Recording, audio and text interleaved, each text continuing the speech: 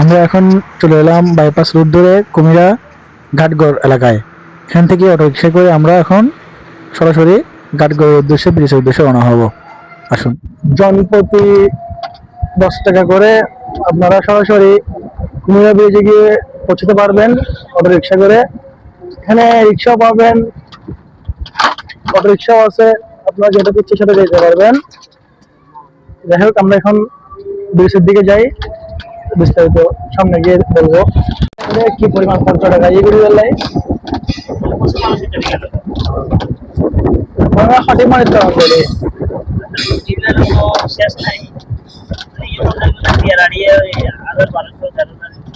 মোটামুটি চলে। যাই হোক, এখানে যারা অটো রিক্সা বা রিক্সা নিয়ে তাদের জীবিকা নির্বাহ করতেছে,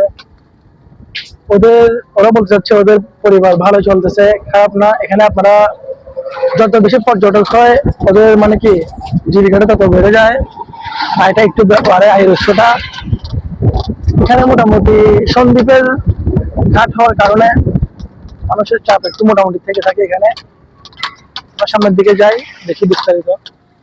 আজকে মানুষের চাপ বলতে গেলে তেমন নাই, পুরো ব্রিজটাই ফাঁকা। আমরা হাতে গোনা কয়েকজন আছি এই ব্রিজে। আমরা দেখতে পারতেছি সামনে শিপ রিসাইক্লিং ইয়ার্ড, যে শিপগুলো বন্দর থেকে বাংলাদেশের বিভিন্ন শিপ ইন্ডাস্ট্রিজের মালিকগুলো ক্রয় করে এইসব ইয়ার্ডে ভিড়ায়। এখানে এনে কেটে বিভিন্ন মিল ইন্ডাস্ট্রিতে এই কাঁচামালগুলো চলে যায়।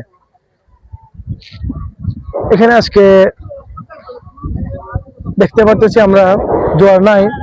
জোয়ার থাকলে সন্দ্বীপ হতে বিভিন্ন স্পিডবোটগুলো এখানে পাড়ি জমাতো, মানুষের একটু চাপ থাকতো।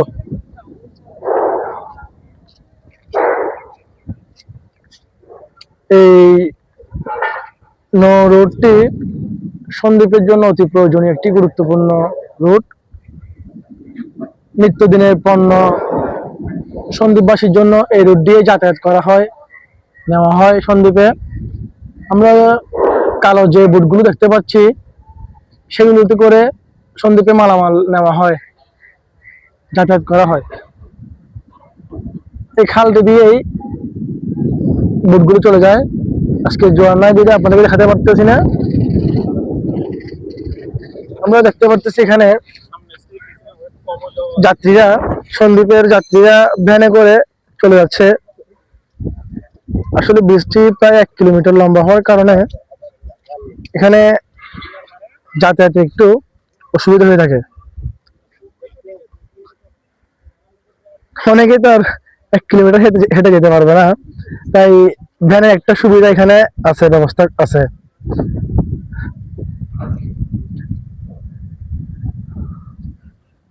দূরেই আমরা সন্দ্বীপ আসলে আজকে দেখা যাচ্ছে না রোদের কারণে। সন্দ্বীপের গাছগাছালি, বাড়িঘর গুলো আফসা আফসা দেখা যায়। আমরা দেখতে পারি সন্দ্বীপের গাছগাছালি, বাড়িঘর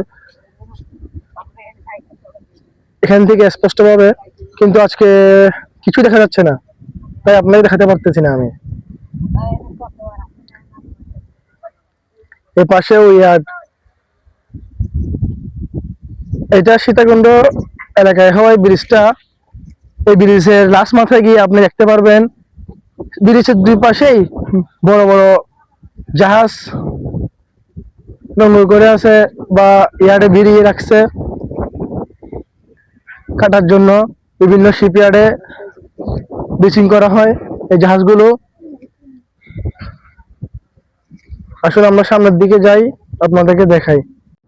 আমরা দেখতে পারতেছি কিছু কিছু যাত্রীরা হেঁটে চলে আসতেছে, আর কিছু যাত্রী গাড়িতে করে,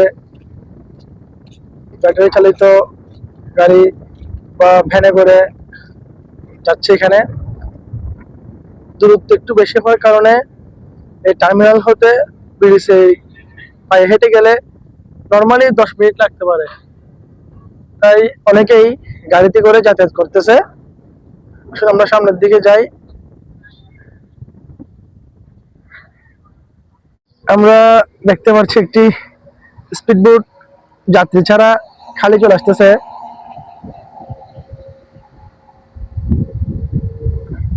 দেখতে পারতেছি এখানে কিছু কিছু শিপইয়ার্ড খালি পড়ে আছে, আর দূরে বড় বড় জাহাজগুলো, বৈদেশিক জাহাজগুলো এখানে দেখা যাচ্ছে, বিচিং করা হয়েছে।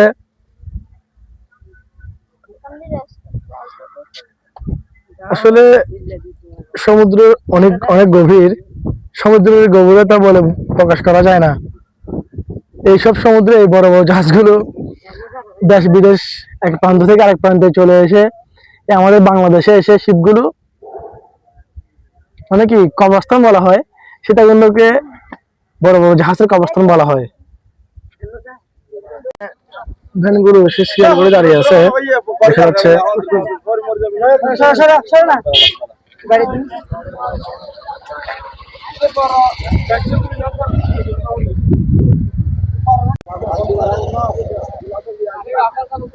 ব্রিজের শেষ মাথায় এসে এই অংশটি নতুন করে করা হয়েছে। এখানে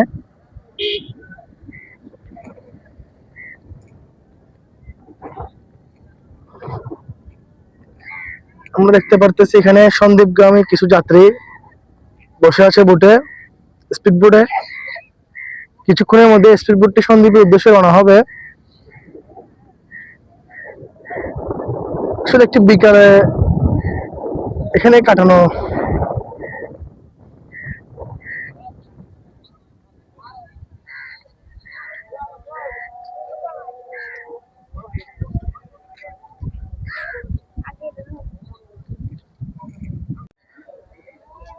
এই অংশটি জোয়ারের চাপে ভেঙে যাওয়ার কারণে নতুন করে শেষের দিকে এসে এটি করা হয়েছে।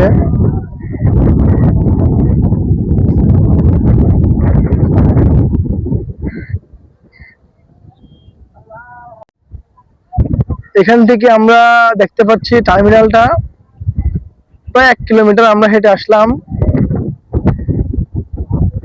এই ব্রিজের শেষ মাথায়।